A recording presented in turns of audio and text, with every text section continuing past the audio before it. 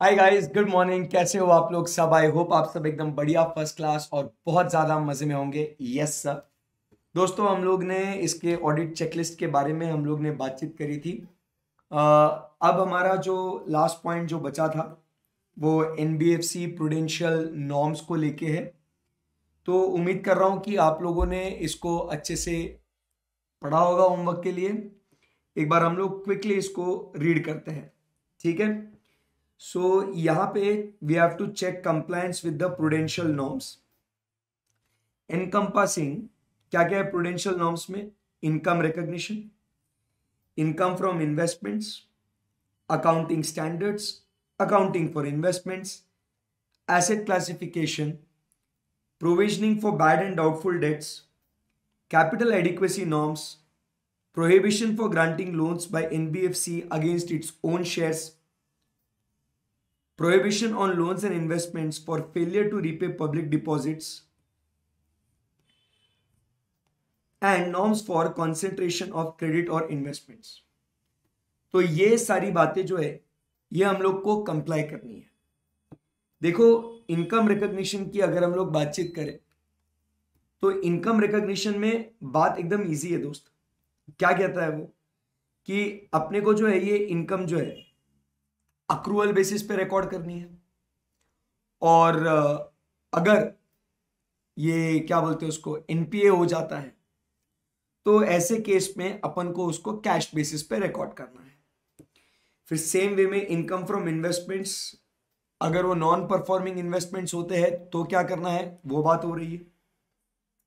We have to comply with the accounting standards, accounting for investments, simple self explanatory. Asset classification हमने पढ़ा था जिसमें हमने बात करी थी कि whether it is a standard asset, sub standard asset, doubtful asset, loss asset. और उन एसेट के क्राइटेरिया के हिसाब से हमने बोला था कि उसको प्रोविजनिंग करना है। अगर वो लॉस एसेट है तो 100% करना है। अगर वो डाउटफुल एसेट है तो D1, D2, D3 का क्राइटेरिया देखा था जिसमें 20, 30 और 50% अपने को करना है। फिर उसके बाद कैपिटल एडिक्वेसी नॉर्म्स जो अपने को मेंटेन करने हैं 15%। उसमें टायर 1 कैपिटल आपको 10% मेंटेन करना है, बट गोल्ड ज्वेलरी में अगर है तो टायर 1 कैपिटल आपका 12% होना चाहिए। ऐसी बात करी थी। फिर वो क्या कहता है कि आपने अपने खुद के शेयर के बेसिस पे, ये इंपॉर्टेंट पॉइंट है, ध्यान से सुनना। There is a prohibition on granting loans against on what its own shares. मतलब आप समझिए, अगर मेरे पास एक एनबीएफसी के शेयर है, इधर आते हैं, आप ध्यान से सुनना। ये पॉइंट क्या कहता है कि there is prohibition against prohibition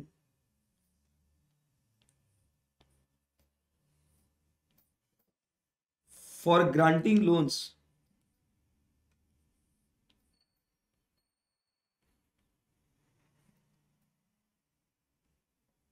against NBFCs own share. भाई इस बात को समझो क्या लिखा। यहां पे क्या बोलता है कि जो एनबीएफसी है ना दोस्त, अभी ये एनबीएफसी कोई भी मान लो, मुथूट फाइनेंस, अब ये जो है, या कोई भी लोन कंपनी, बराबर है, या इन्वेस्टमेंट कंपनी, ये एनबीएफसी ने क्या किया है, बाहर मार्केट में अपने शेयर्स जो है शेयर्स दिए। तो ये अलग अलग लोग हैं, इनके पास इस एनबीएफसी के shares, share holder of NBFC, ठीक है।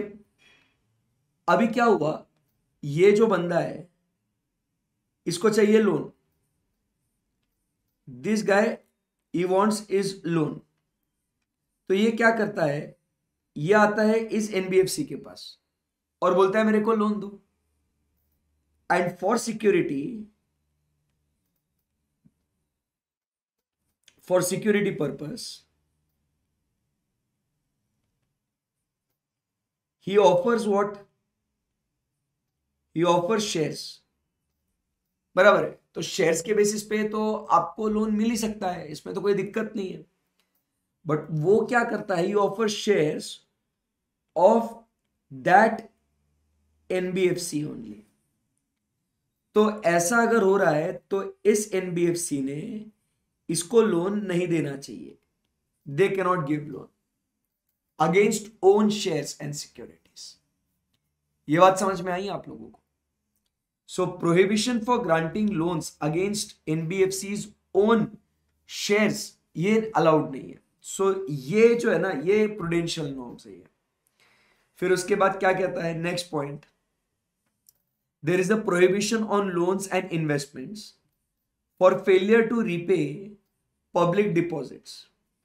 आप समझिए, आप जो है ना लोन्स और जो इन्वेस्टमेंट्स है आप नहीं कर सकते हो, ठीक है, क्योंकि अगर आपने पब्लिक डिपॉजिट्स को रिपे नहीं किया। आप देखो, लोगों से पैसा ले रहे हो तो आप लोगों से पैसा वापस लौटा दो, बट अगर आप पैसा नहीं लौटा रहे हो तो आप लोन नहीं ले सकते, और अलाउड नहीं है। समझ में आया आपको? और लोन नहीं दे सकते आप, अलाउड नहीं है। सो ऐसा अगर आपने फेलियर किया है तो ये रिपेमेंट वाला है। सो ये सारे प्रूडेंशियल नॉर्म्स को अपने को कंप्लाई करना है। क्या ये फर्स्ट पॉइंट आपको समझ में आया? वेरी सिंपल, इसको स्क्रिबल कर लो फटाफट, कि उधर ही स्टिकी नोट लगा के उधर ही नोट कर लो इसको, कि prohibition on granting of loan, कि अपन अपने खुद के शेयर्स के बेसिस पे लोन्स नहीं दे सकते हैं। ठीक है, अंडरस्टूड?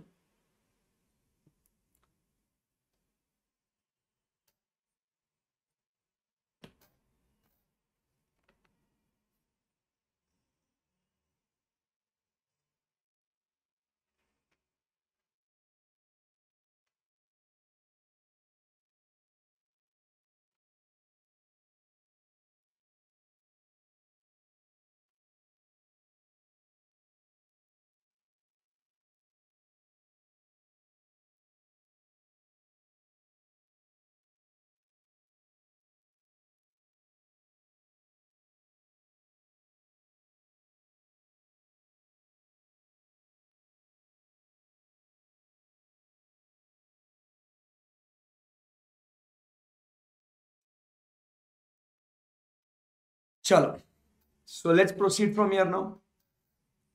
सो फर्स्ट पॉइंट प्रूडेंशियल नॉर्म्स का ये समझ में आ गया। उसके बाद सेकेंड पॉइंट क्या कहता है, an auditor should ensure that the board of directors of every NBFC granting or intended to grant demand or call loans shall implement a policy for that company. बराबर? So when we are giving demand or call loans, demand और call loan समझते हो ना, on demand, repayable on demand. So ये कौन से loans होते हैं? Repay on demand. तो ऐसे अगर लोन्स है तो ऐसे केस में आपने एक पॉलिसी बनानी है बोर्ड ऑफ डायरेक्टर्स ने। तीसरा, an auditor should, on the basis of examinations conducted by him, he has to check whether it has been complied with what the prudential norms. He should verify that advances and other credit facilities are properly classified. ये already हम लोग ने पढ़ चुके हैं, तो third point वापस से कोई दिक्कत नहीं है। In respect of non-performing assets, the auditor should check whether unrealized income has been taken to the profit and loss account only on what क्या बोलते हैं उसको, in respect of such asset has not been taken on accrual basis, it is to be taken, it should be on realisation basis only, that is on cash basis. तो ये किस basis पे काम चलेगा? On cash basis. तो ये भी हम लोग को पता है। तो प्रूडेंशियल नॉर्म्स में ये सब बातें अपने को लिख देनी है। एंड लास्ट में, check whether all assets which has been classified as NPA in the previous year should continue to be shown in the current year also. If not treated in the as NPA in the current year, we should specifically examine if it is not treated. बराबर, whether account has become regular and the same can be treated as performing as per directions. Clear एकदम? So ये बात आपको कल homework के लिए दी गई थी। So prudential norms के बारे में ये अपने को चेक करना है। So क्या क्या बातें हुई थी अपनी, ये पूरा हम लोग ने, ये डिपॉजिट वाला जो मामला ये बहुत इंपॉर्टेंट था, जिसके ऊपर बहुत विस्तार में हम लोग ने चर्चा करी थी। ठीक है, सो यहां से अब आगे बढ़ते हैं। अब बात करेंगे about classification of frauds by NBFC. So what are the frauds that has been classified बराबर by NBFC, इसके बारे में अभी अपन बात करेंगे. चलो, are you guys ready? Okay, so यहां पे इसको आपने मेमोरी टेक्निक आपके लिए देता हूं. सो फ्रॉड्स में क्या दिख रहा है? बोलना आई सी व्हाट यू सी. तो बोलना आई सी मफिन. क्या दिख रहा है आपको? मफिन. सो ये सारे अलग अलग जो एनबीएफसी में जो गड़बड़ हो रही है ना, तो ये सारे अलग अलग जो गड़बड़ हो रही है उसको अपन को देखने का है. So what is the memory technique over here? I see muffin. क्या देखना है अपने को? आई सी मफिन. तो सर क्या ये आई सी मफिन? सो आई माने इरेगुलरिटीज. आई माने irregularities in foreign exchange transactions. Foreign exchange transactions में इरेगुलरिटीज है. एक्सचेंज रेट्स को आपने बराबर से अकाउंट फॉर नहीं करा है, बराबर है, तो उसमें गड़बड़ वाला मामला दिख रहा है. सो एक ये फ्रॉड हो सकता है कि आपने एक्सचेंज रेट में गड़बड़ कर दी. सी मतलब अपन क्या बोल रहे हैं कि there is cheating and forgery. आपने लोगों को ठगा है, आपने डॉक्यूमेंट्स को फोर्ज करके पैसे विड्रॉ कर लिए होंगे, तो cheating and forgery. So frauds के लेयर्स क्या क्या है? सो इरेगुलरिटीज इन फॉरेन एक्सचेंज, नेग्लिज क्या बोलते हैं, चीटिंग एंड फोर्जरी. फोर्जरी मतलब फर्जी पेपर बना लेना. उसके बाद मफिन की बात करते हैं. सो मफिन में एम मतलब misappropriation and criminal breach of trust. लोग आपके ऊपर भरोसा रख के पैसा जमा कर रहे हैं वो आपके पास, और आपने क्या करा? वो पैसा आपने मिस अप्रोप्रिएट किया, कहीं और लगा दिया पैसा, या आपने उनका विश्वास जो है वो विश्वासघात कर लिया, आपने उनका भरोसा तोड़ दिया. तो वो एक भी एक फ्रॉड है. उसके बाद यू अगर अपन बात करें मफिन का, so unauthorised credit facilities extended for reward और इलीगल ग्रेटिफिकेशन. आपने क्या किया? लोगों को अनऑथराइज्ड तरीके से क्रेडिट फैसिलिटीज दे दी. वो व्यक्ति जेन्युइन नहीं है, उसको वो लोन नहीं मिलना चाहिए था, बट आपने उसको दे दिया. क्यों? क्योंकि आपको रिवॉर्ड मिलेगा कि आपका परफॉर्मेंस, ब्रांच का परफॉर्मेंस अच्छा हुआ है, बहुत सारे एडवांसेस दिए हैं. या there is illegal gratification. Illegal gratification मतलब क्या? आपको गिफ्ट्स वगैरह मिल रहे हैं, बराबर के नहीं, या अलग अलग बेनिफिट्स आपको मिल रहे हैं, जिसको लोन दिया है उसको, उससे. तो ये भाई ये तो गलत हो गया ना, ये तो चीटिंग कर, गलत काम कर रहे हैं आप. सो आपने अनऑथराइज्ड क्रेडिट फैसिलिटीज दे दी. सो आई मतलब अपन ने क्या कहा? इरेगुलरिटीज. उसके बाद सी मतलब आपने क्या कहा? Cheating and forgery. मफिन का एम मतलब misappropriation and criminal breach of trust. उसके बाद यू मतलब अपन कह रहे हैं unauthorised credit facilities extended for reward और इलीगल ग्रेटिफिकेशन. अभी बात करेंगे अपन एफ के बारे में. सो एफ मतलब अपन क्या कह रहे हैं यहाँ पे? सो एफ मतलब अपन बात कर रहे हैं अबाउट फ्रॉड्यूलेंट एनकैशमेंट. क्या करा आपने? Fraudulent encashment through forced instrument. Through forced instruments मतलब क्या कहते हैं? थ्रू फोर्स्ड इंस्ट्रूमेंट्स मतलब आपने ये जो चेक है, चेक नहीं मतलब या तो विड्रॉल स्लिप बोलेंगे क्योंकि they can not issue the cheques. So ये जो विड्रॉल स्लिप्स है, बराबर है, ये विड्रॉल स्लिप्स पे से आपने क्या करा है? आपने विड्रॉ कर लिया पैसा फर्जी सिग्नेचर मार के. तो ये जो है fraudulent encashment through forged instruments, manipulation of books of accounts और थ्रू फिक्टिशियस अकाउंट्स. दूसरा एफ क्या बोलता है कि फ्रॉडुलेंट एनकैशमेंट तो हो रहा है, बट साथ ही साथ आपने क्या करा? Fictitious accounts and conversion of property. तो ये आपने काम किया. फिर नेक्स्ट पॉइंट अपन क्या कहते हैं? वी टॉक अबाउट इज आई.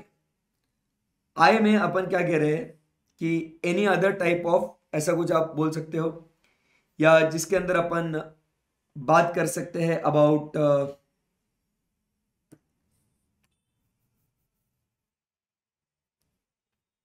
यही अदर पॉइंट्स.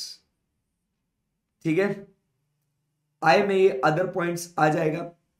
एंड लास्ट में एन मतलब अपन कहते हैं नेग्लिजेंस एंड कैश शॉर्टेजेस. कि नेग्लिजेंस या कैश शॉर्टेज मतलब एक्चुअल वर्सेस रिकॉर्डेड कैश। तो इसमें क्या हुआ, नेग्लिजेंस है कि भाई एक्चुअल वर्सेस रिकॉर्डेड कैश, भाई ये फ्रॉड है। तो रिकॉर्डेड कैश ज्यादा दिख रहा है या कम दिख रहा है, ये आपको चेक करना है as compare to the actual. तो इसको अपन बोलेंगे negligence. So these are the different different frauds that has been classified by NBFC. So कौन से हैं? आई मतलब अपन क्या बोल रहे हैं दोस्तों, इरेगुलरिटीज इन फॉरेन एक्सचेंज। सी मतलब चीटिंग और फोर्जरी। एम मतलब मिस अप्रोप्रिएशन। यू मतलब अनऑथराइज क्रेडिट फैसिलिटीज। एफ मतलब फ्रॉडुलेंट एनकैशमेंट और फिक्टिशियस अकाउंट्स। उसके बाद हम लोग आई मतलब एनी अदर, एंड लास्ट में हम लोग एन मतलब जो बात कर रहे हैं वो क्या है, नेग्लिजेंस और cash shortage. So these are the different different frauds that has been classified. Exam में इसका जो है डायरेक्ट क्वेश्चन आता है, क्लासिफिकेशन ऑफ फ्रॉड्स। अब इसमें क्या बोल रहा है, इन पॉइंट्स डी एंड एफ, ये वाला और ये वाला, इरेगुलरिटीज बराबर in foreign exchange and negligence में, वो क्या बोलता है, ये वाले जो अमाउंट है they will be reported as fraud. इनको फ्रॉड कब बोलेंगे, देखो कभी कभी रेट सही से नहीं मिला सर, 200-500 रुपए का यहां वहां सर थोड़ा ऊपर नीचे हो गया सर, उसमें क्या फर्क पड़ रहा है, कोई दिक्कत नहीं है उसमें। तो ये फ्रॉड कब रिपोर्ट होंगे, डी और एफ वाले पॉइंट्स। सो डी और एफ वाले पॉइंट्स फ्रॉड तब रिपोर्ट होंगे जब इंटेंशन टू चीट और डिफ्रॉड सस्पेक्ट हो चुका है या वो प्रूव हो चुका है। इधर अगर अपन ने प्रूव कर लिया, ठीक है, कि बॉस कुछ गलत है करके, बराबर है कि नहीं, so if the intention is proved, बराबर, if there is an intention to cheat, intention to cheat अगर वहां पे दिख गया आपको, बराबर, इज सस्पेक्टेड और इज प्रूव, तो ऐसे केस में उसको अपन फ्रॉड घोषित कर देंगे इंटेंशन के बेसिस पे। बट कभी कभी क्या होता है, अगर वो फ्रॉड या वो इंटेंशन अपने को नहीं नजर आ रहा है, तो फिर सर हम लोग कैसे उसको फ्रॉड बोलेंगे, सर अभी नेग्लिजेंस तो है, कैश शॉर्टेज तो है, फॉरेन एक्सचेंज का इरेगुलरिटी तो है, बट सर उसमें इंटेंशन कहीं नजर नहीं आ रहा है।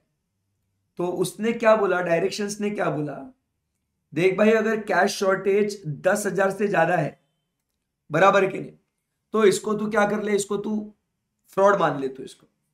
या कैश 5,000 से ज्यादा शॉर्टेज है, बराबर है, ये हमको मिला है, detected by management auditor inspecting officer, ये सबको मिला है, इसमें कोई दिक्कत नहीं है, बट ये आपने फिर रिपोर्ट करना चाहिए था ना। बट इसका रिपोर्टिंग नहीं हुआ है by a person who is handling this cash. समझा बात को? तो ऐसे केस में फिर इसको अपन क्या बोल देंगे कि भाई 10,000 के ऊपर जो है इंटेंशन टू चीट, तो इसको फ्रॉड बोलेंगे, ठीक है। बट इसी के साथ साथ सेकंड क्या बोलता है, ग्रेटर देन 10,000 अगर है तो भी इसको फ्रॉड बोलेंगे अपन, या ग्रेटर देन 5,000 है बट क्या बोल रहे हैं इसको, बट नॉट रिपोर्टेड, तो फिर अपन बोलेंगे साले अगर तेरे को दिख रहा है ये अगर मिस अप्रोप्रिएशन है तो इसको तूने रिपोर्ट करना चाहिए था। It's that simple. तो ये सारे frauds, all frauds perpetrated at branches offices should be what reported. So NBFC covers the master direction. Having overseas branches should also report what all the frauds perpetrated at such branches to the Reserve Bank of India. So इसके बारे में, तो ये D और F के बारे में एकदम अच्छे से ध्यान में रखना कि इधर इररिस्पेक्टिव ऑफ द अमाउंट अगर इंटेंशन प्रूव हो चुका है तो इसको फ्रॉड में रिपोर्ट करने का।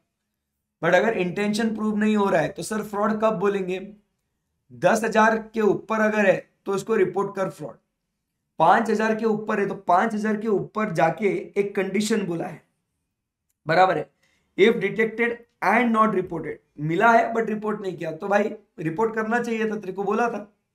ये बात है, क्लियर है एकदम। चलो वो फ्रॉड्स के बारे में एक बार रीड कर लो क्विकली, उसके बाद फिर अपन आगे बढ़ता है, क्लासिफिकेशन ऑफ फ्रॉड्स।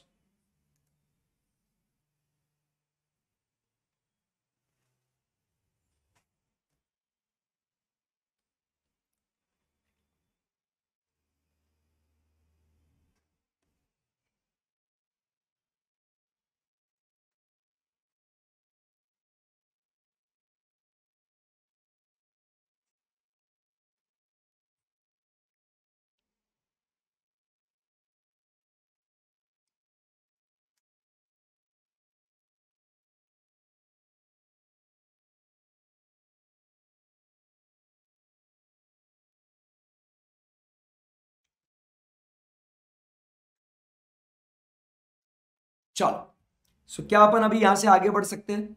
बिल्कुल बढ़ सकते हैं सर, कोई दिक्कत नहीं है। सो अभी मेरा बच्चा इधर थोड़ा फोकस कर, अभी हम लोग इस चैप्टर के क्लाइमैक्स में हैं। आज इस चैप्टर को हम लोग को फिनिश करना है।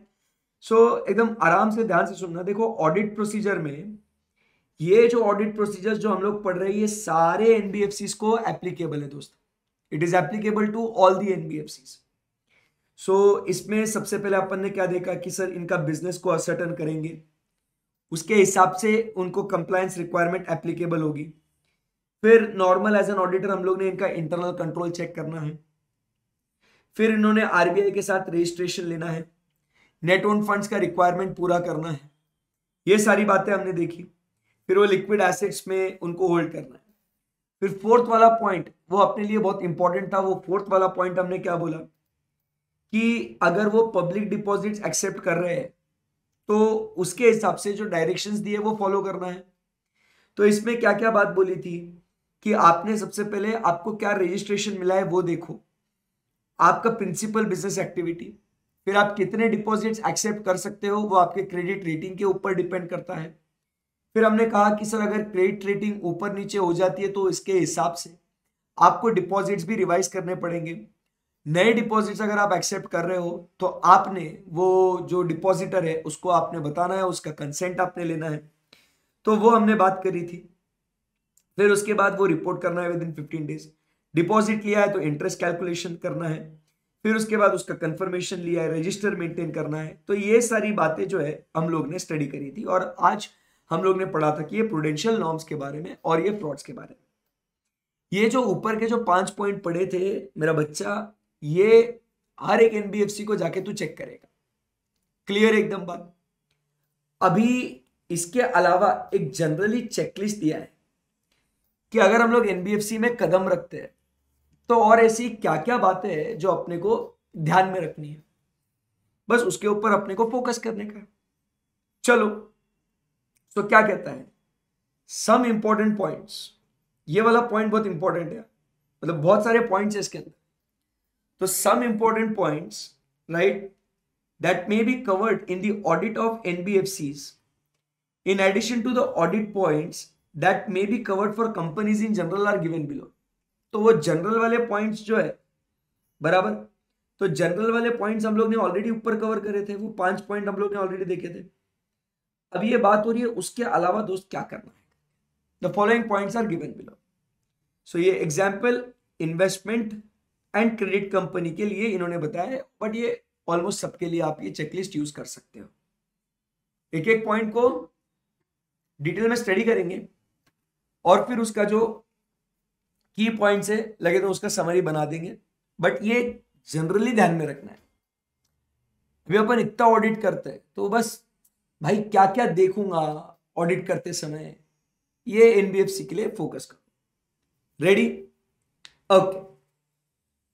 Point number 1, physically verify all shares and securities held by NBFCs where any security is lodged with an institution or bank.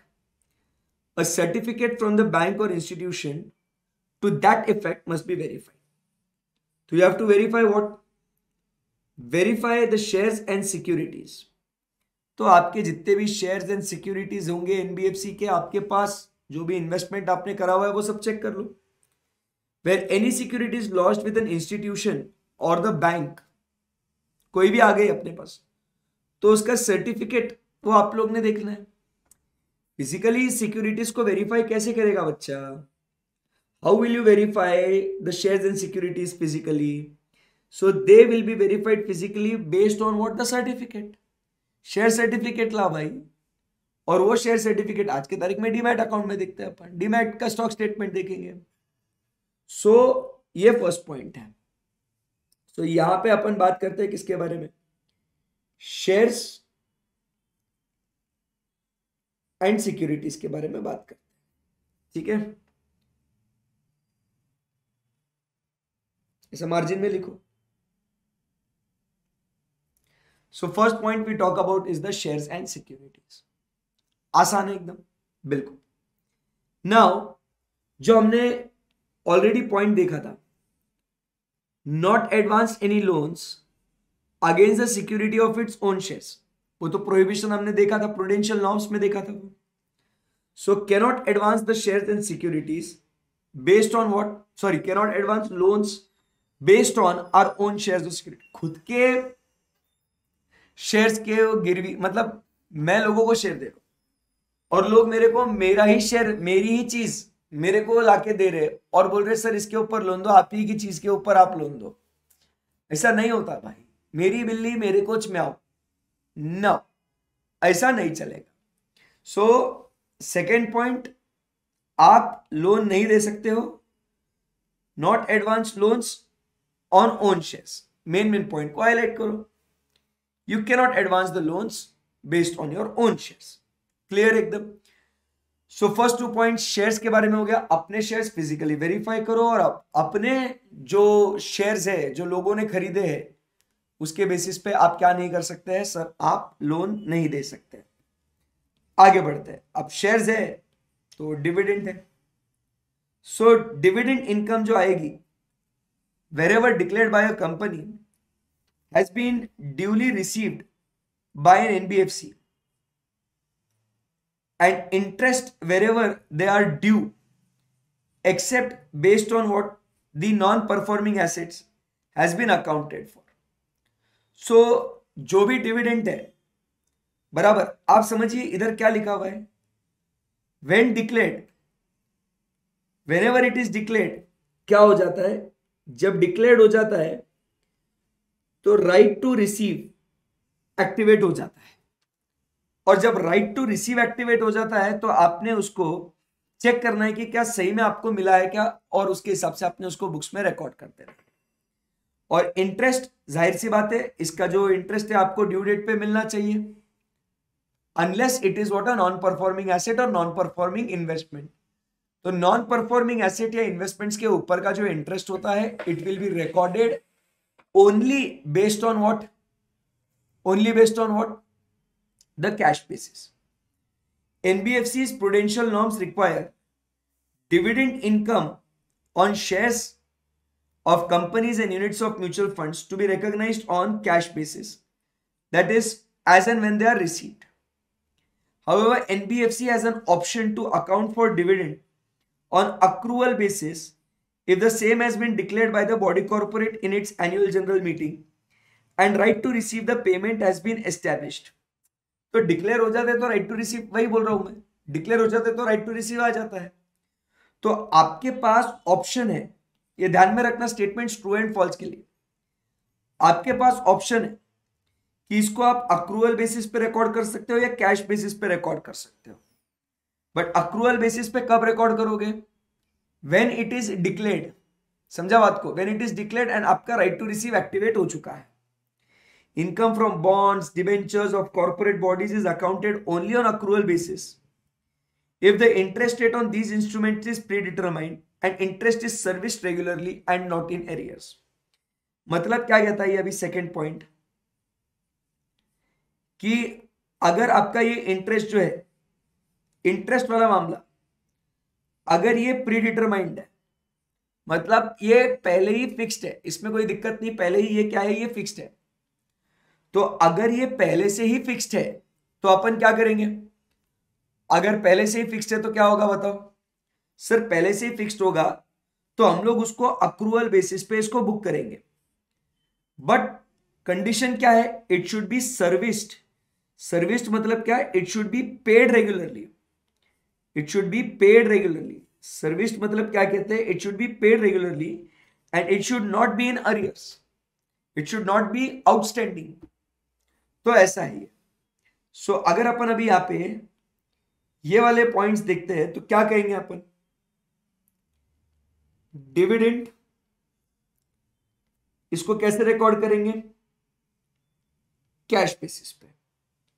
But क्या इसको अपन अक्रूवल बेसिस पे लेके जा सकते हैं, अक्रूवल कब होगा, when it is what sir, declared. सही है एकदम. अब नेक्स्ट पॉइंट अपन बात करते हैं about what, interest. So interest कैसे रिकॉर्ड करेंगे इसको, अक्रूवल पे if it is what predetermined.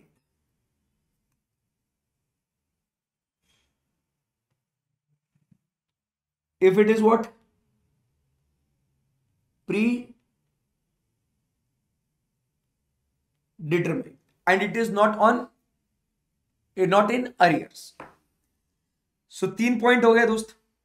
First, physically verify the shares, खुद के शेयर्स के बेसिस पे लोन नहीं दे सकते. सेकंड, तीसरा अपन ने क्या बोला कि boss dividend income, interest income को कैसे रिकॉर्ड करने का, तो वो इन्वेस्टमेंट्स के ऊपर की इनकम की बात हो गई. उसके बाद टेस्ट चेक द बिल्स और कॉन्ट्रैक्ट्स. कॉन्ट्रैक्ट नोट होता है जब भी अपना ट्रेड एग्जीक्यूट होता है, तो कितने शेयर्स आपने खरीदे, क्या प्राइस पे खरीदे, कितना कमीशन, कितना ब्रोकरेज, उस सब का बिल या कॉन्ट्रैक्ट नोट देता है कौन? Broker. So it is received from the brokers. जब भी आप ट्रेड एग्जीक्यूट करते हो तो ब्रोकर क्या देता है? कॉन्ट्रैक्ट नोट देता है. ठीक है, with reference to the prices in relation to the stock market quotations on respective dates. So अपने को वो चेक करने का है. So here we verify what the contract notes. Contract notes clear एकदम. आगे बढ़ते हैं. Now we verify the board minutes. पूरा इन्वेस्टमेंट्स का चल रहा है अभी तक, क्योंकि कंपनी जो लिया है वो इन्वेस्टमेंट एंड क्रेडिट कंपनी की बात हो रही ना. So board minutes to check what the purchase and sale, ascertain from the board resolution or obtain management certificate that whether the investments are current investments or whether it is a long term investment. तो अपन ने क्या देखना है यहाँ पे? Board meetings minutes आपने देखनी है फॉर परचेस और व्हाट सेल, एंड फिर उसके बाद आपने चेक करना है कि whether it is a current और लॉन्ग टर्म इन्वेस्टमेंट. यहां तक अपने इन्वेस्टमेंट्स की बातें समझ में आ रही है. इन्वेस्टमेंट्स तो क्या बोला अपन ने? सारे शेयर्स को वेरीफाई करने का, उसके बाद उसके ऊपर लोन नहीं देने का, इंटरेस्ट और डिविडेंड का इनकम चेक करने का, परचेस सेल के लिए बोर्ड के मिनट्स देखने का, क्लासिफाई करने का करंट है क्या लॉन्ग टर्म है. चेक वेदर इन्वेस्टमेंट्स, अभी ये इन्वेस्टमेंट्स का valuation according to the prudential norms and adequate provision for fall in the market value of the securities wherever applicable has been made there against as required by the directors. मतलब क्या करना है? इसका value एक तो check करना है, और जब मार्केट वैल्यू गिरता है उसका, तो इसका प्रॉपर प्रोविजन, मतलब इसका अपने रीवैल्यूएशन बराबर से करना चाहिए. क्लियर एकदम. उसके बाद इन्वेस्टमेंट आप और कहां करोगे? सब्सिडरी या ग्रुप कंपनीज में. ascertain the basis for arriving the price paid for the acquisition of such shares, बराबर, whether the valuation is as per prudential norms. तो ग्रुप कंपनीज में जो आपने इन्वेस्टमेंट करा है उसके हिसाब से आपने देखना है. Unquoted debenture bonds have not been treated as investments but as term loans और other credit facilities for the purpose of income recognition and asset classification. Unquoted sir क्या होता है ये? अनकोटेड की जब बात करते हैं दोस्तों, so when we talk about unquoted, so unquoted मतलब it is not listed on recognised stock exchange. Unquoted मतलब क्या कहते हैं? It is not listed on the recognised stock exchange. तो अगर ये डिबेंचर्स या बॉन्ड्स अगर स्टॉक एक्सचेंज पे लिस्टेड नहीं है, तो ऐसे केस में हमने क्या करना है बॉस? ऐसे केस में उसको हमने टर्म लोन के हिसाब से ट्रीट करना है. It is to be treated as term loan, कि हमने ये लोन्स दिए, don't treat it as investments for the purpose of income recognition. समझ में आया आपको? सो यहां पे क्या क्या पॉइंट्स देख रहे हैं अपन? वैल्यूएशन की बात कर रहे हैं. शेयर्स किस में बोल रहे हैं अपन? इन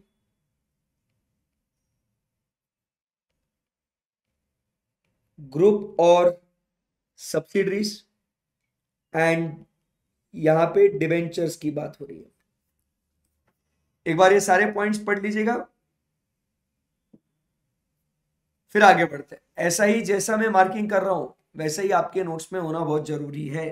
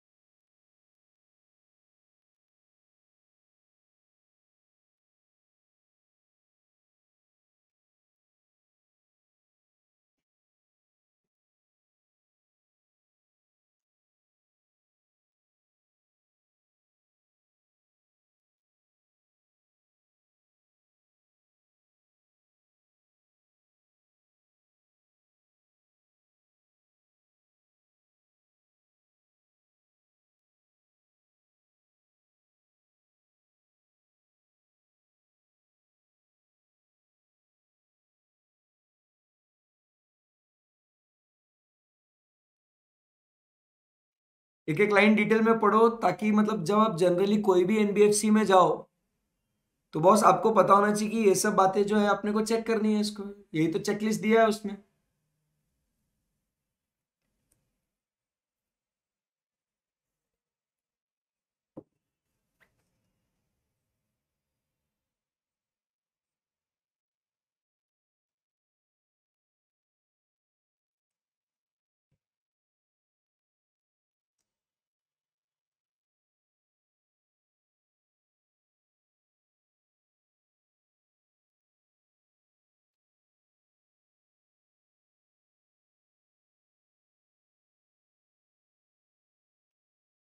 चलो let's proceed from here now.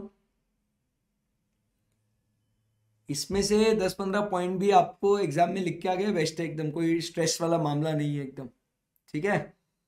चलो सो अभी आगे बढ़ते हैं यहां से। An auditor will have to ascertain the requirement of what AS13 accounting for investment, बराबर, and other accounting standard as applicable to the extent they are not inconsistent with the directions। तो AS13 का requirement आप सबको पता होगा, बराबर है, कि इसमें अपने को देखना है कि ये इन्वेस्टमेंट शॉर्ट टर्म के लिए है या ये इन्वेस्टमेंट्स लॉन्ग टर्म के लिए है। शॉर्ट टर्म के लिए अगर है तो इट इज कॉस्ट और NRV whichever is lower, but long term investments are always valued at what cost. तो ये आपको स्टडी करना है। सो दैट इज AS13 को लेके यहां पे अपन पॉइंट बोल रहे हैं, AS13 accounting for investments, very simple. तो इन्वेस्टमेंट्स की अभी तक बातें हो रही है। Now in respect of share securities held through a depository, बराबर, डिपॉजिटरीज पता है ना, मतलब अपना CDSL, NDSL, national depository, central depositories, बराबर है। तो वो डिपॉजिटरी से you have to obtain a confirmation regarding the share securities held by it on behalf of the NBFC। अभी जैसे अगर कुछ मैं आपको दिखाऊं, सो डिपॉजिटरी, सो ये जो है देखो, CDSL का consolidated account statement across mutual funds. So अगर आप देखोगे, सो ये कंफर्मेशन आता है, आप स्क्रीन पे ये मेल देखो, ये your consolidated account statement for investments in mutual funds held with mutual fund RTAs and securities held in demat form with depositories across depository participants DP is attached with it. So ये जो है, ये CDSL ने ये मेरे को भेजा है, बराबर है।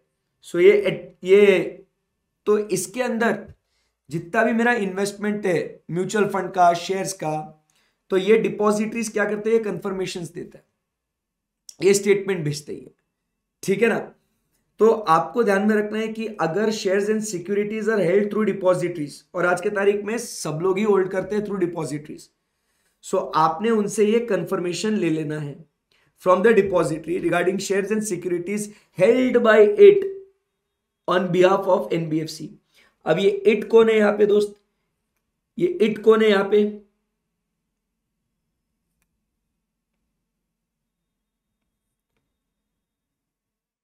सो ये इट कौन है, डिपॉजिटरी है ये, समझ में आया आपको। So in respect of share securities held through depository obtain a confirmation from depositories. Are we good? Absolutely. So 9th और 10th पॉइंट में क्या बोला, अकाउंटिंग स्टैंडर्ड को फॉलो करना है, AS13, और दूसरा जो अपन बात कर रहे हैं कि if it is held by the depository तो उनसे कंफर्मेशन लेना है। Verify that the securities of the same type or class received back by the lender paid by the borrower at the end of the specified period together with all corporate benefits thereof, that is dividends, rights, bonus, interest or any other rights or benefit accruing to them। क्या कहता है, verify that the securities of the same type or class are received back by the lender or paid by the borrower together with all the corporate benefits received back by the lender or paid by the borrower। मतलब जो भी हम लोग ने जिसके basis पे loan दिया था, जो सिक्योरिटीज, जैसे हमने लोन्स लिए थे सिक्योरिटीज के बेसिस पे, तो वो शेयर सिक्योरिटीज जो हमने लिए थे वो वापस से सामने वाले को वैसे के वैसे मिलने चाहिए। मतलब समझ, यहां पे एनबीएफसी है और इधर जो है दोस्त, इधर ये बोरोवर है। तो इसने ऑब्वियसली क्या किया होगा, शेयर्स दिए होंगे उसको, एनबीएफसी को बोला होगा एनबीएफसी ये मेरे शेयर्स ले लो और इसके बेसिस पे बराबर मेरे को लोन दो। तो इसने ये जो शेयर्स दिए थे एनबीएफसी को, ये क्या बोलता है कि अब ये उसको सूद समेत, जो अपन बोलते हैं ना सूद समेत, तो with all the corporate benefits like dividends वगैरह वगैरह, it has been received back by the lender. आई बात समझ में? और पेड बाय द बोरोवर। एक तो अपने को मिलना चाहिए, अगर अपन ने दिए हो तो अपने को पूरा पैसा मिलना चाहिए, या उसको जो भी है पूरा मिलना चाहिए, ऐसा। वेरीफाई द चार्जेस रिसीव्ड और paid in respect of the securities lend और बोरो, तो इसके ऊपर के charges. Obtain a confirmation from approved intermediary regarding securities deposited. Auditor should examine whether, अभी ये सब हो गया इधर, ये सिक्योरिटीज का मामला यहां पे 13 पॉइंट तक हो गया भाई, एकदम इजी है। नेक्स्ट पॉइंट चलो, अभी ये लोन की बात कर रहे हैं, वेदर ईच लोन और एडवांस, लोन और एडवांस जो है क्या बोलते हैं, it should B sanction. Normal जो अपन ने बैंक ऑडिट में भी किया था वैसे ही सेम टू सेम, कि हर एक लोन प्रॉपर सैंक्शन होना चाहिए, लिमिट होना चाहिए, nature of security, interest, terms of repayment, ये सब चेक करना है। Then he should obtain, verify the security obtain and agreements entered into, loan दिया है तो सिक्योरिटी लेंगे और अग्रीमेंट बनाएंगे उसके। He must ascertain the nature and the value of the security and the net worth of the borrower. Obtain balance confirmation. As regards bill discounting, whether proper records have been maintained for every bill discounted with reference to the documents maintained, and ascertain the discounting charges wherever due have been accounted for. तो ये loan के बारे में अपने जो points हो गए, ये इधर तक समझ में आया। Loans and advances properly sanction, agreement, security, terms, bill discounting के चार्जेस, ये सब अपने को देखने का है। चेक वेदर एनबीएफसी हैज, क्या बोलते हैं, NBFC has not lent invested in excess of the specified limits to any single borrower. एक व्यक्ति को कितना लोन दे सकते हैं ये डिसाइड किया गया है as per NBFC prudential norms. तो आपने जब ऑडिट करते हो तो वो स्पेसिफाइड लिमिट्स आपने एस्टेब्लिश करनी है और उसके हिसाब से उसको उतना ही लोन मिला है ना वो भी चेक करना है। The auditor should verify whether they have an adequate system of what, proper appraisal and follow up of loans. कि अप्रेजल मतलब जिस पर्पस के लिए, used for the purpose for which it was lent, purpose check करने का उसी purpose के लिए दिया है क्या और उसी पर्पस के लिए यूज हो रहा है क्या। फॉलो अप की बात करेंगे, मतलब क्या उसका रीपेमेंट बराबर से हो रहा है कि नहीं हो रहा। And then do the classification of loans and advances as standard, doubtful, NPS etcetera.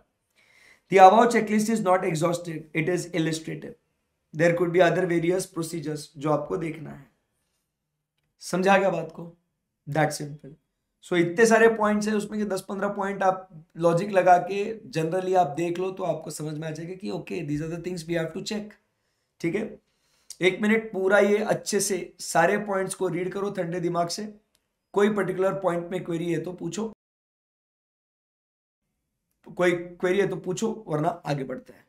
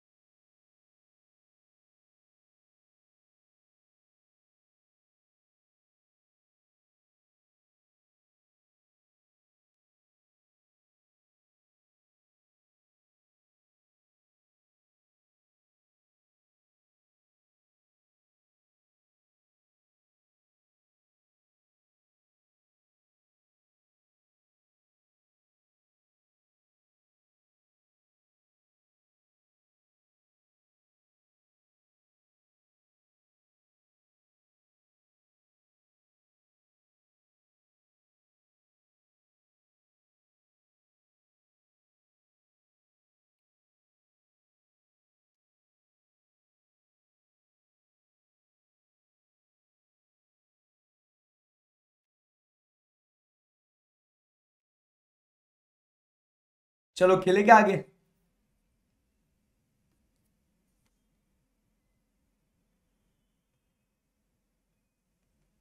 चलो, so let's go from here now आगे.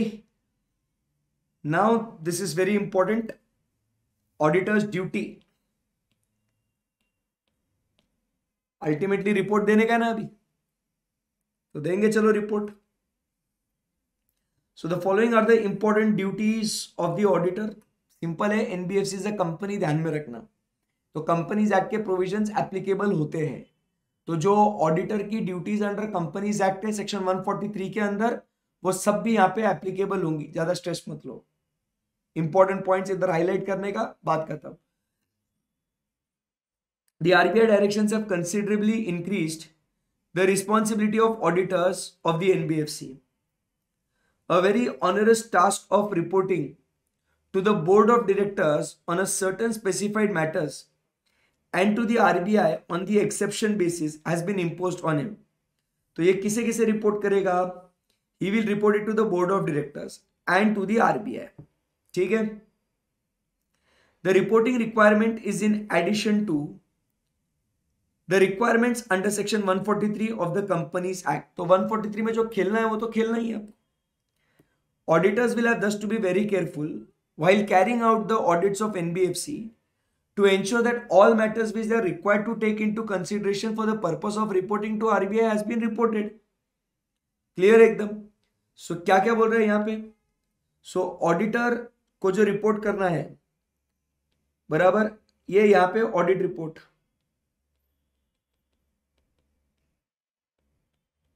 सो ये ऑडिट रिपोर्ट ही किसे देगा दोस्त?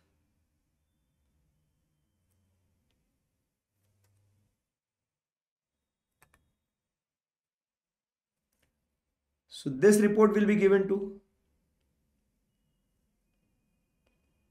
Board of directors, reserve bank of India.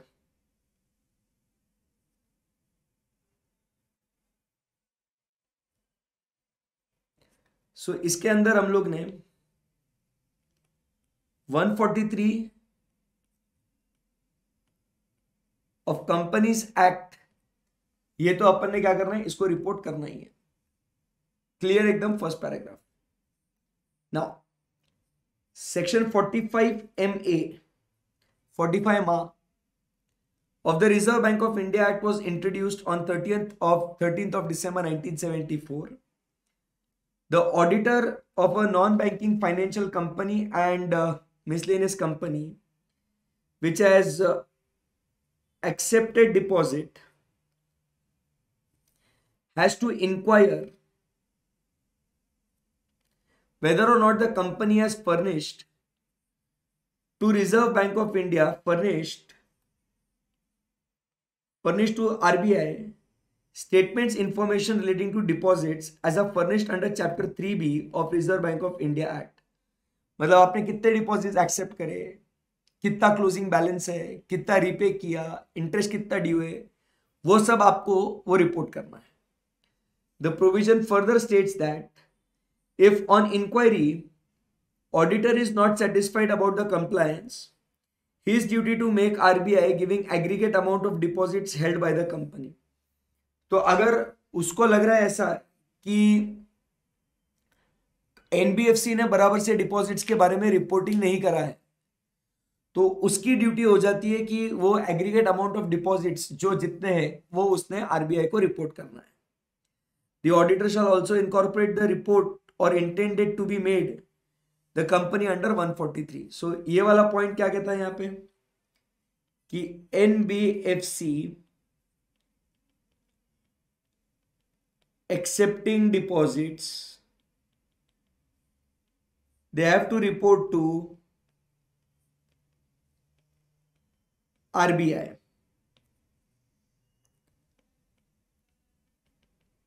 Auditor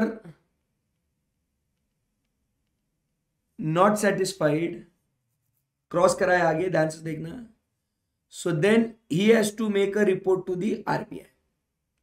If auditor is not satisfied, then he by himself will make the report. तो ये 45MA. सो दो बातें क्या हो गई, अगर आप ये पूरा जो मैंने मार्जिन में जो चीजें लिखी है अगर आप केयरफुली उसको पढ़ो तो आपको क्या नजर आ रहा है भाई, सर ऐसे कुछ खास लिखा नहीं है टेक्निकली, है ना, बहुत ज्यादा कंटेंट दे दिया, यही तो आर्ट है, सीखना है आपने को कि कैसा कंटेंट को बढ़ाने का। सो क्या बोला, एनबीएफसी के ऑडिटर्स की ड्यूटी बढ़ा दी है रिपोर्टिंग के लिए, सही है। किसको किसको रिपोर्ट करने का, बोर्ड ऑफ डायरेक्टर्स और आरबीआई को, सही है। इन एडिशन टू 143, हाँ जी। अगर कोई एनबीएफसी ने डिपॉजिट एक्सेप्ट करा है तो क्या, उसने आरबीआई को रिपोर्ट करना चाहिए, ठीक है। सर अगर ऑडिटर सेटिस्फाइड है तो तू खुद कर, सिंपल, समझा बात को। Report to the board of directors, अब जो बोर्ड ऑफ डायरेक्टर्स को रिपोर्ट जा रही है under RBI directions as per master direction, क्या कहता है, so the reserve bank of India has issued NBFCs auditors report directions to auditor of every NBFCs, ठीक है। The direction shall apply to every auditor of NBFC auditors to submit additional report to board of directors, ठीक है। In addition to the report made under provisions of section 143 of the companies act 2013, जो यही अभी है 1956 का काहे देखे sir, ठीक है। On accounts examined by him for every financial year ending on any day or after the commencement of these directions, he shall make a separate report to the board of directors on matters specified in 3 and 4, जो हम लोग जैसे कारों में है वैसा। क्या क्या बोला है, ये मैटर नंबर 3 and 4, इसके बारे में बातचीत करेंगे। तो अभी ये एडिशनल रिपोर्ट देना है बोर्ड ऑफ डायरेक्टर्स को, ठीक है ना। सो इसको कौन से 4 हिस्सों में डिवाइड करा है ये आप समझिए, वो 4 हिस्से आप समझिए, बात खत्म कर लेंगे। फर्स्ट ए वाला जो है, it is applicable to all the NBFCs. क्या बोला, फर्स्ट जो डायरेक्शंस में जो रिपोर्टिंग कर रहा है इसका समरी बनाएंगे अपन, बढ़िया एकदम, इसका तो बनाएंगे पक्की बात। तो in case of all NBFCs, फिर उसके बाद क्या कहता है, ऐसी एनबीएफसीज विच आर एक्सेप्टिंग और होल्डिंग पब्लिक डिपॉजिट्स। एक किसको एप्लीकेबल है, ऐसी एनबीएफसीज सब। दूसरा क्या बोला, जो एक्सेप्ट कर रहे हैं। तीसरा क्या होगा, who are not accepting public deposits. समझा क्या बात को। तो पहला पॉइंट क्या बोला, सारे एनबीएफसीज के लिए। दूसरा क्या बोला, जो सिर्फ डिपॉजिट एक्सेप्ट कर रहे हैं उनके लिए। तीसरा क्या बोला, जो डिपॉजिट एक्सेप्ट नहीं कर रहे उसके लिए। एंड चौथा वो क्या बोलता है, इन the case companies engage in the business of non banking financial institution not required to hold certificate of registration subject to certain conditions। NBFC engage है उस बिजनेस में, बट वो क्या बोल रहा है, इनको सीओआर मतलब क्या होता है, certificate of registration. COR is certificate of registration. तो उनके लिए क्या क्या है वो अपने को देखना है, ठीक है। कंप्लायंस विद कारो, तो ये आपको होमवर्क के लिए पढ़ना है, ये ऑलरेडी हमने डिस्कस किया है क्या क्या पढ़ना है उनके लिए। इंडियन अकाउंटिंग स्टैंडर्ड्स कौन से एप्लीकेबल है ये रीड कर लो, होमवर्क अकाउंट्स में एफआर में हो जाता है ये आपका। और ये तो फिर फॉर्मेट है, ये जस्ट आपने क्या करना है, आपने इसको रीड करना है। एनबीएफसी का फाइनेंशियल स्टेटमेंट्स का फॉर्मेट है, ठीक है ना, just go through it whenever you find a free time. So कारो और ये वाला निपटा देंगे, बट पहले क्या करेंगे, ये वाले पॉइंट्स आपको ध्यान में रखना है। एक बार ऊपर के 2 पॉइंट्स रीड कर लो, फिर आगे बढ़ते हैं।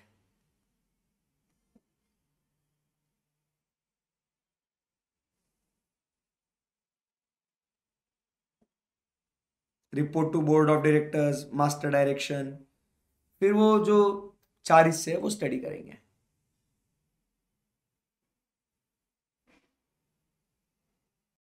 चलो सो रीड करते हैं। अभी देखो, अभी जो एडिशनल रिपोर्ट जो देना है बोर्ड ऑफ डायरेक्टर्स को, इसके अंदर जो है दोस्तों 4 चीजें जो है अपने को रिपोर्ट करना है। ठीक है, एकदम सिंप्लीफाइड तरीके से इसको समझाता हूं, फटाफट इसको फिनिश करते हैं एंड इस चैप्टर को फिर खत्म करते हैं। कल मिलेंगे और फिर कल बात करेंगे about what the new chapter. बराबर है, मजा आएगा। Public sector undertakings module 3 start करेंगे फिर। सो दोस्तों देखो, ये जो एडिशनल रिपोर्ट जो देने का है to the board of directors, ठीक है ना। सो ये जो बोर्ड ऑफ डायरेक्टर्स को जो एडिशनल रिपोर्ट जो अपन दे रहे हैं, बराबर है, उसमें क्या क्या है देखो, 4 हिस्से। ये ए, बी, सी एंड डी। ये खत्म भाई, एकदम बढ़िया।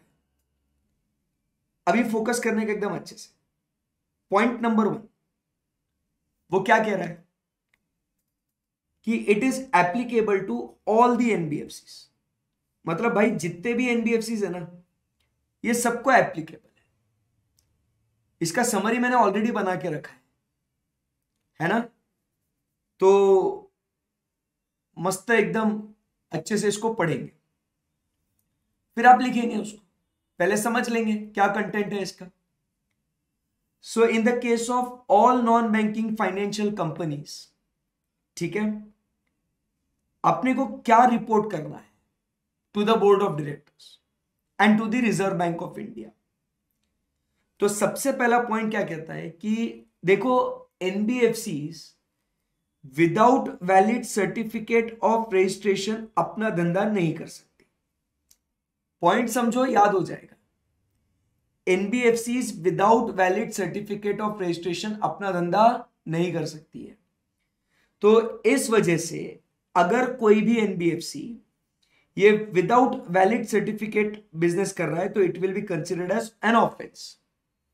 सो इसीलिए हमें देखना है कि क्या हर एक उस एनबीएफसी ने सर्टिफिकेट ऑफ रजिस्ट्रेशन ऑब्टेन किया है ना, under section 45IA, and it has to meet the principal business criteria, वो 50-50 टेस्ट, बराबर है। सो उन्होंने ये लेना बहुत जरूरी है, क्या, सर्टिफिकेट ऑफ रजिस्ट्रेशन।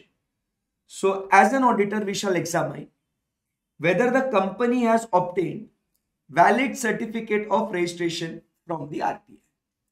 तो बिना सर्टिफिकेट ऑफ रजिस्ट्रेशन अगर आप ये धंधा करते हो तो ये कानूनन अपराध है। तो as an auditor we have to check कि वो जो आपका प्रिंसिपल बिजनेस एक्टिविटी है उसके हिसाब से क्या आपने सर्टिफिकेट ऑफ रजिस्ट्रेशन लिया है या नहीं। पॉइंट नंबर 1 गया दिमाग में, यस। उसके बाद जो सर्टिफिकेट ऑफ रजिस्ट्रेशन तुमने लिया है इस प्रिंसिपल बिजनेस के लिए, अपने को रिपोर्ट करना है कि whether it continue to hold such COR in terms of what that principal business. भाई उसके हिसाब से वैलिड भी रहना चाहिए। तुमने लिया होगा as a micro finance, but अब तुम बन गए हो कोई दूसरा लोन कंपनी, तो ऐसा नहीं चलेगा। तो माइक्रो फाइनेंस थे तो माइक्रो फाइनेंस के ही लोन्स दो, दूसरे लोन कंपनी के क्राइटेरिया में मत घुसो, क्योंकि तुम्हारा रजिस्ट्रेशन किस चीज के लिए, उसी चीज के लिए आपने बिजनेस करना है। तो as an auditor we have to check कि प्रिंसिपल बिजनेस के हिसाब से क्या तुमने सर्टिफिकेट ऑफ रजिस्ट्रेशन लिया और वो सर्टिफिकेट ऑफ रजिस्ट्रेशन क्या आपका कंटिन्यू टू बी वैलिड है ना। लास्ट पॉइंट इसमें क्या कहता है, along with that you also have to meet the requirement of what, net on fund requirement। याद है ना अपने को, ₹2 crores to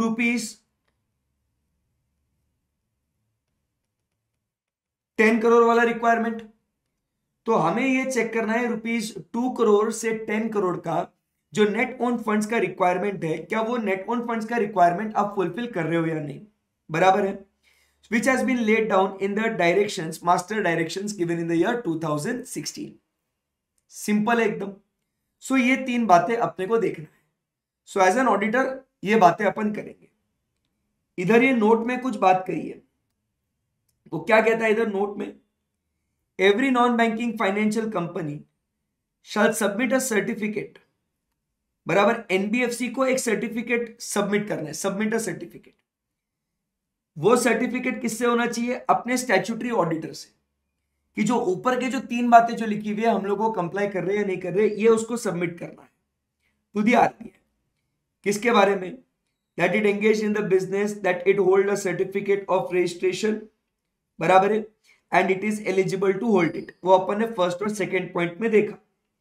a certificate is also obtain, बराबर के नहीं, from the statutory auditor in regard to position of the company as at the end of the financial year, and that is to be submitted to the regional office, बराबर है, to which it is registered within 1 month from the date of finalization of balance sheet, but maximum time is what, December 30th of that year. So ये certificate of registration and it is valid, इसका certificate statutory auditor से लेने का और वो RBI को देने का। समझा बात को, clear. So the format has been issued. So ये वाला फर्स्ट पॉइंट आपको समझ में आया, एकदम सिंपल। ये समरी आपके लिए बना के रखा, बाद में आप इसको नोट करेंगे आराम से। सो फर्स्ट पॉइंट क्या लिखा हुआ है, ऑडिटर्स रिपोर्ट, ये valid COR, continues to be valid, minimum NOF requirement, done. Confidence आया। और ये किसको एप्लीकेबल है बच्चा, it is applicable to all the NBFCs. किसे एप्लीकेबल है, ऑल दी एनबीएफसीज। परफेक्ट है, यस। सो कौन सी 3 बातें हो गई, सब लोग रिपीट करेंगे मेरे साथ। सबसे पहले हम लोग बात करेंगे about certificate of registration, it continues to be valid, and net own funds. Statutory auditor से अपने को सर्टिफिकेट लेना है, क्लियर है एकदम, yes. Now we go ahead. अभी बात करते हैं किसके बारे में, स्पेसिफिकली वो एनबीएफसीज जो क्या कर रहे हैं बच्चों, which are accepting or holding public deposits, clear एकदम, which are accepting or holding what, public deposits। so जो डिपॉजिट्स एक्सेप्ट कर रहे हैं अभी उनके लिए क्या रिपोर्ट करना है, फर्स्ट वाला सबके लिए, डिपॉजिट एक्सेप्ट करता हो नहीं करता हो कोई भी हो सबके लिए। अभी इधर क्या बोल रहा है कि अगर तुम डिपॉजिट्स एक्सेप्ट कर रहे हैं ना तो क्या क्या रिपोर्ट करना है उसके बारे में बातचीत। क्या लिखा है देखो, apart from the matters enumerated A we shall also report on the following matters. मतलब ए वाला तो रिपोर्ट करना ही करना है, ए वाले के साथ साथ ये और बी वाले इन डिपॉजिट एक्सेप्ट करने वालों को रिपोर्ट करना, ठीक है। चलो एकदम आराम से ध्यान से सुनना, पहले डिपॉजिट्स की बात खत्म कर लेंगे कि अगर ये पब्लिक डिपॉजिट एक्सेप्ट कर रहे हैं, ठीक है, तो अगर ये पब्लिक डिपॉजिट एक्सेप्ट कर रहे हैं तो किन से एक्सेप्ट कर रहे हैं वो रिपोर्ट करो, दिमाग में जाने दो। अगर ये डिपॉजिट एक्सेप्ट कर रहे हैं तो किन से डिपॉजिट एक्सेप्ट कर रहे हैं वो देखो। तो किन से डिपॉजिट एक्सेप्ट कर रहे हैं दोस्त, from public by issue of unsecured debentures और bonds, unsecured non convertible debentures और बॉन्ड्स, क्या पब्लिक से आप एक्सेप्ट कर रहे हो ये। अब डिपॉजिट टेकिंग हो, पहले किससे किससे पैसा आ रहा है, कहां से आ रहा है माल, वो। दूसरा बोल रहा है from share holders, share holder से पैसा आ रहा है, वो देखो, if it is a public limited company, and ऐसे एंटिटीज जो एक्सक्लूडेड नहीं है from the definition of public deposit, तो इनसे पैसा आ रहा है क्या, पहले आपने वो बताना है, A B and C.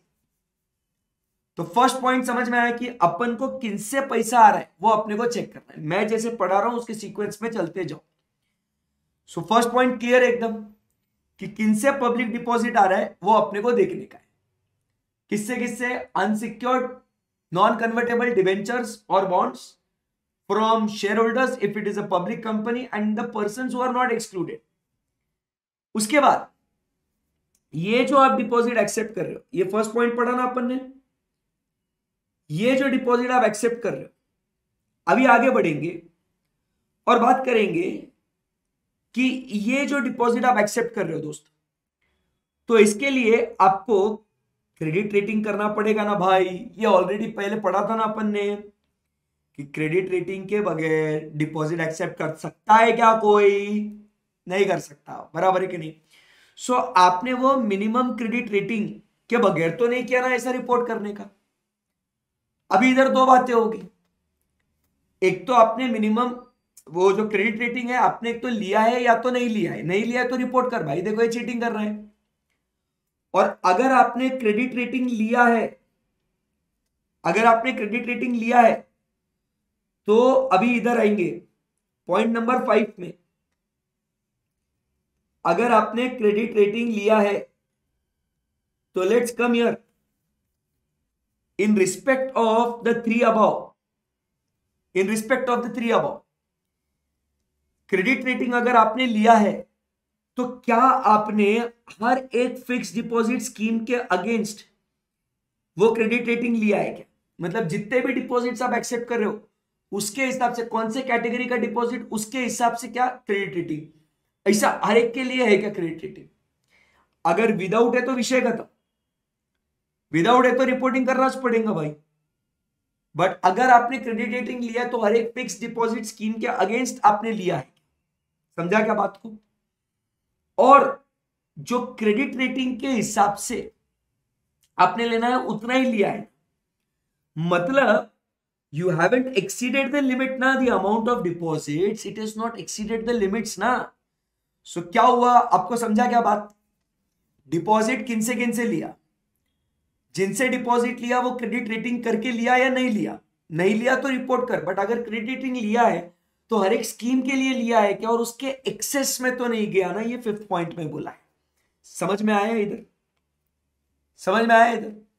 First point क्या बोला? डिपॉजिट किन से जो डिपॉजिट लिया उसके लिए क्रेडिट रेटिंग, लिया नहीं लिया, नहीं लिया रिपोर्ट कर, लिया है हर एक स्कीम के लिए चाहिए, उसके बाद उसके एक्सेस में तो नहीं गया ना, वो आपको रिपोर्ट करना। क्लियर है एकदम? सर एक्सेस में गया तो फिर इधर आने का पॉइंट नंबर 2 में, अरे बहुत भारी, अगर वो एक्सेस में लिया है, बराबर है कि नहीं, excess in the quantum of such deposits permissible, so whether it has been regularised in the manner given in the set directions, repay कर दो, नए एक्सेप्ट मत करो, जो डाउनग्रेड अपग्रेड वाला वो पॉइंट पढ़ा था अपन ने। तो फिर अपन पॉइंट नंबर 2 पे आ गए। कैसा समझ में आया? तो वो एक्सेस से अपन वो आगे लिंक कर लेंगे इसको। सो first point covered, second covered, third covered, fifth भी कवर्ड। क्लियर है? अब इसके बाद डिपॉजिट्स को लेके और क्या क्या पॉइंट्स है? तो तुम्हारे ऊपर कोई भी रिस्ट्रिक्शन लगे थे, तुमने उसको वायलेट तो नहीं किया, और तुमने वो डिफॉल्ट तो नहीं किया ना टू पे द डिपॉजिटर्स, तो ये पॉइंट आपको देखने का है। फिर लास्ट 2 पॉइंट्स, जो भी डिपॉजिट एक्सेप्ट करने के लिए रिस्ट्रिक्शंस लगे थे वो रिस्ट्रिक्शंस आपने वायलेट तो नहीं करे, हमने कहा नहीं करे सर। उसके बाद डिफॉल्ट तो नहीं किया ना in payment of what, principal और इंटरेस्ट, बराबर, as and when they become due. Clear है एकदम? सो ये भी पॉइंट हो गया, ये भी पॉइंट हो गया, ये भी हो गया। क्या बात है, क्या बात है सर, क्या बात है। सो 1 2 3 5 6 7 मस्त बढ़िया पॉइंट हो गए ये तो। क्लियर है एकदम? सही है एकदम? Yes best. सो इन सब पॉइंट्स का ये देखो इधर आपके लिए जो बोला ओरली, अब इसका चार्ट बनाया तेरे लिए। For NBFC accepting deposits, deposit from unsecured debentures, bonds, share holders, entities not excluded, credit rating with, without, report with, for each FD scheme, deposit in excess, regularised, violation of restriction, default to in repayment of deposits, ये आपको report करना है। ये points खत्म। फिर इसके बाद इसके रिटर्न्स जो है हमें वो सबमिट करने हैं। सो ये जो डिपॉजिट्स के रिटर्न्स है, ठीक है, ये डिपॉजिट्स के रिटर्न अपन को आरबीआई को सबमिट करने हैं, बराबर है कि बाबा क्या क्या आपने जो डिपॉजिट्स एक्सेप्ट किए, आउटस्टैंडिंग कितने थे, वो सब बातें आपको आरबीआई को सबमिट करना है। क्लियर है एकदम? बेस्ट है सर, कोई दिक्कत नहीं है। ये वाले पॉइंट हो गए दोस्तों। Shall we proceed from here? Yes. अभी यहां से आगे बढ़ते हैं। अभी नेक्स्ट पॉइंट क्या बोलता है? चलो ये वाले पॉइंट हो गए डिपॉजिट्स के सारे। अभी देखो मैं क्या हाईलाइट कर रहा हूं उसके हिसाब से चलना है। क्या बोला इधर? कंप्लायंस। क्या बोला इधर? कंप्लायंस। और क्या बोला? कंप्लायंस। दिख रहा है कि 3 पॉइंट्स क्या बोले अपन ने, कंप्लाई कंप्लाई कंप्लाई। तो कंप्लायंस क्या करने का अपने को, एक तो बात बोल रहे हैं वो about what, capital adequacy ratio. वो मिनिमम आपका 15% कैपिटल एडिक्वेसी रेशियो होना चाहिए, याद है ना अपन को। तो वो 15% का सीआरएआर मेंटेन करना है। देखो बैंक्स के लिए 9% है, एनबीएफसी के लिए 15% है, कंफ्यूज मत होना। Okay sir.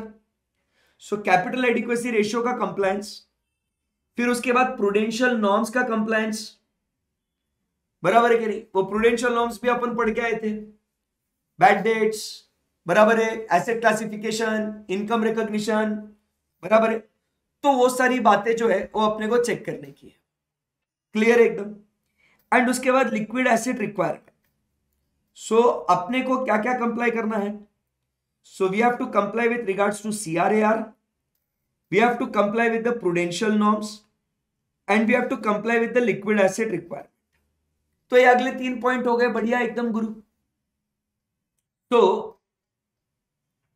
ये आप देखिए इधर, सो कंप्लायंस के 3 पॉइंट्स लिख दिए, और एक लास्ट पॉइंट है इसमें, साथ ही साथ आपको डायरेक्शंस को कंप्लाई करना है। किसके लिए, अगर आपने न्यू ब्रांचेस खोले हैं डिपॉजिट एक्सेप्ट करने के लिए, या कोई एग्जिस्टिंग ब्रांच को क्लोज कर रहे हो, या कोई एजेंट को अपॉइंट कर रहे हो, तो भी आपको इसको कंप्लाई करना पड़ेगा। ये दिख रहा है इधर कंप्लाई, तो इसको कंप्लाई करना बेस्ट है एकदम। दिख रहा है आपको, compliance with what, capital adequacy ratio, prudential norms, liquid assets, opening closure and appointment of agent. So ये भी इजी हो गया। एंड लास्ट में फिर अपने को एक रिपोर्ट देना है आरबीआई को with in the stipulated period about compliance on what, मतलब प्रूडेंशियल नॉर्म्स का रिपोर्ट आपको आरबीआई को सबमिट करना है। एंड मेरे प्यारे बच्चों आप समझिए, जो डिपॉजिट एक्सेप्ट कर रहा है भाई, उसके लिए ये सारे पॉइंट्स खत्म हो गए। और आपको सब पॉइंट याद है अभी, नहीं याद, चलो चेक करते हैं। पहले डिपॉजिट फ्रॉम, फिर वो डिपॉजिट जो एक्सेप्ट कर रहे हैं उसका क्रेडिट रेटिंग, विथ विदाउट, अगर विदाउट है तो रिपोर्ट करने का, विथ है तो हर एफडी स्कीम के लिए है क्या, और उसके एक्सेस में है तो वो चेक करने का, और एक्सेस में है तो रेगुलराइज करा या नहीं करा। सही है एकदम, बेस्ट है। उसके बाद चलिए आगे बढ़ते हैं। और फिर हमने क्या देखा कि अपन को देखने का है कि ये सारे जो डिपॉजिट्स है ये देख लिया। फिर कंप्लायंस की बात हो रही है, तो कंप्लायंस की सीआरएआर का कंप्लायंस, उसके बाद अपन बात कर रहे हैं अबाउट प्रूडेंशियल नॉर्म्स का कंप्लायंस, लिक्विड एसेट का, और नई ब्रांच खोली है, क्लोज करी है, या उसका एजेंट अपॉइंट किया है, and default in repayment and violation of restrictions. ये खत्म हो गया। सो ये बी पॉइंट का पूरा समरी इधर है आपके सामने सीक्वेंस में, कैसे ध्यान में रखने का इसको। अभी चलो आगे चलते हैं। ऐसे लोग, अभी जो नेक्स्ट पॉइंट है जो कहता है for the ones who are not accepting the public deposits, जो डिपॉजिट एक्सेप्ट नहीं कर रहे हैं उनके लिए बात हो रही है। सो इधर भी जो ए में बोला वो तो खेलने का है, उसके अलावा क्या बोल रहा है ये इधर 5 पॉइंट है। सिंपल है भाई। क्या बोर्ड ऑफ डायरेक्टर्स ने रेजोल्यूशन पास किया क्या कि भाई हम डिपॉजिट्स एक्सेप्ट नहीं कर रहे, वो चेक करो। बट फिर भी आपने एक्सेप्ट करा है तो उसके बारे में रिपोर्ट करो। तुम तो साले नहीं करने वाले थे, फिर भी कर लिया, देव के खिलाफ, वो रिपोर्ट करो उधर। समझ में आया। उसके बाद वो क्या कहता है, ये सेम पॉइंट्स, प्रूडेंशियल नॉर्म्स तो सबको कंप्लाई करना है, चाहे डिपॉजिट टेकिंग हो या नॉन डिपॉजिट टेकिंग हो। तो weather they have complied with the prudential norms, बराबर है एकदम, यस। फिर इन्हें जो डायरेक्शंस दिए गए हैं वो भी कंप्लाई करने हैं। तो उनके डायरेक्शंस कौन से हैं, सीआरएआर को कंप्लाई करना है, बराबर है कि नहीं। एंड उसके बाद the capital funds, risk asset exposure ratio, इसको आपने रिपोर्ट करना है। सो डायरेक्शंस बोलता है आपको भी तो प्रूडेंशियल नॉर्म्स तो आपको भी करना है, सीआरएआर आपको भी करना है। वो डिपॉजिट टेकिंग था इसके लिए, वो ऊपर के पॉइंट डिपॉजिट के उनके लिए थे, बाकी तो प्रूडेंशियल नॉर्म्स और सीआरएआर तो सबको करना है ना भाई। बिल्कुल सर। एंड लास्ट में whether it has been correctly classified as micro finance, क्योंकि ये सेंसिटिव है, स्मॉल लेवल पे देता है ना, ये इनके रिस्ट्रिक्शंस अलग होते हैं। तो वो आपने देखना है। खत्म है, खत्म है भाई, पढ़ो इसको। क्या क्या पॉइंट बोला था अपन ने? बोर्ड रेजोल्यूशन, नॉट एक्सेप्टेंस के लिए, फिर एक्सेप्ट किया क्या, compliance with prudential norm, CRR का requirement, capital fund exposure and correctly classified as what, micro finance.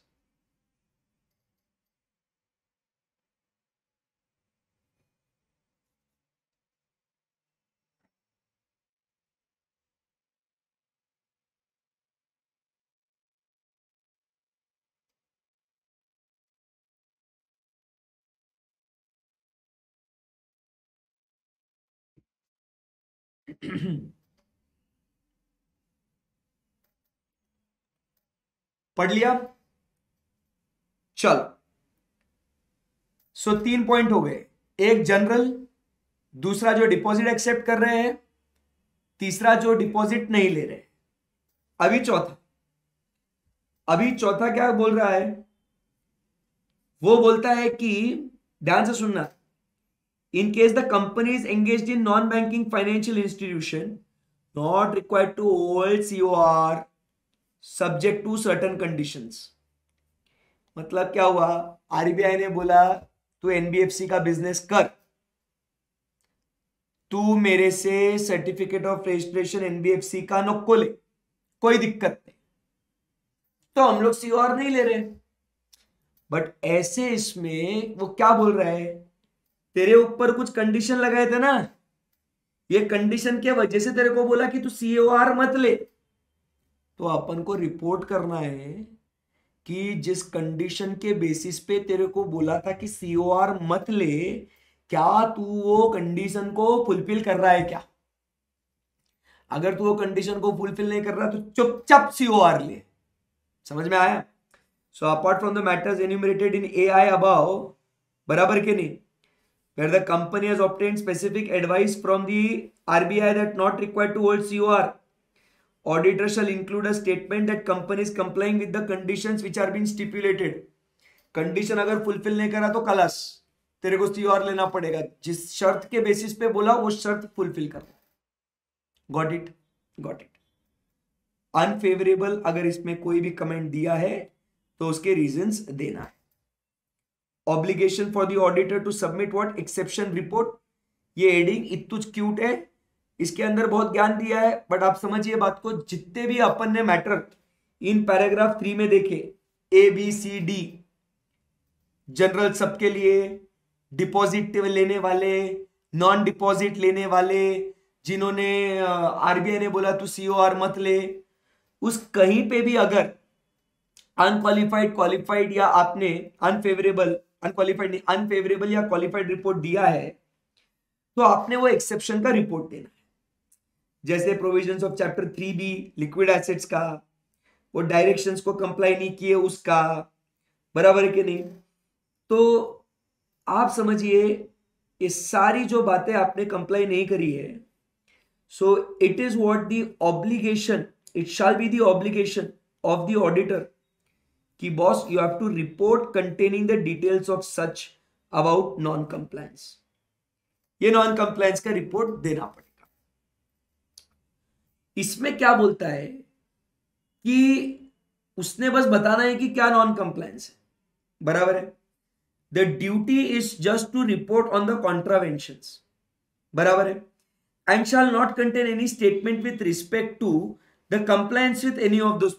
क्या नहीं हुआ है कंप्लाई वो बता, व्हाट इज नॉट कंप्लाइड उसके ऊपर रिपोर्ट देना है, व्हाट इज कंप्लाइड उसके ऊपर रिपोर्ट नहीं देना है। Understood? Done. So that is what is the obligation. Good है, एकदम इज गुड है। सो डियर फ्रेंड्स, ये था वो। बाकी तो ये कंप्लायंस विद कारो आप होमवर्क के लिए पढ़ेंगे, क्योंकि ऑलरेडी कारो हमने डिस्कस किया है। इन डेज का रिक्वायरमेंट आप पढ़ लेंगे, एफआर में पढ़ा है आपने, और ये फाइनेंशियल स्टेटमेंट्स का फॉर्मेट है, ये इनका बैलेंस शीट कैसा प्रिपेयर होता है उसको आप रीड करेंगे। क्लियर है? सो एबीसीडी पॉइंट समझ में देखने को बहुत डेंजर है, बट ये ऑडिट रिपोर्ट में ये बातें आएगी। फटाफट अभी आप क्या करेंगे, ये जो आपको स्क्रीन पे दिख रहा है इसका समरी मस्त एकदम बढ़िया तरीके से, एकदम सुपर, इसको नोट करके रखेंगे। इसको समय शुरू होता है आपका अभी। चल पहले स्क्रीन पे जितना दिख रहा है उतना पहले नोट कर लो, फिर आगे बढ़ेंगे।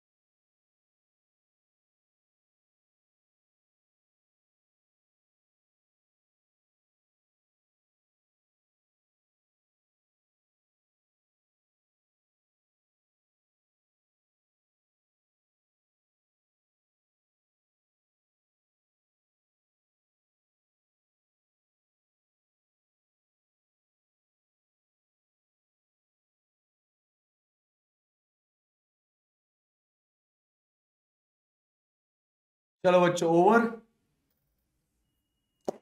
सो ये चैप्टर यहाँ पे अपना फिनिश हो जाता है, audit of NBFCs. I hope आपको मजा आया होगा इस चैप्टर को पढ़ने के लिए। अब हम लोग स्टार्ट करेंगे कल के लेक्चर में विथ मॉड्यूल 3, लास्ट मॉड्यूल। आखिरी के 5 चैप्टर्स बचे हुए, काफी इंटरेस्टिंग है, मजा आएगा और इजी भी है, काफी छोटे चैप्टर्स भी। और एक आखिरी जो चैप्टर है भैया जिसको बहुत मजे में पढ़ना है, दैट इज प्रोफेशनल एथिक्स। तो वो आएगा अपने को अगले मॉड्यूल में। ठीक है बच्चों, so that's it for today.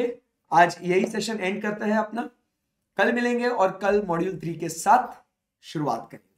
Bye bye.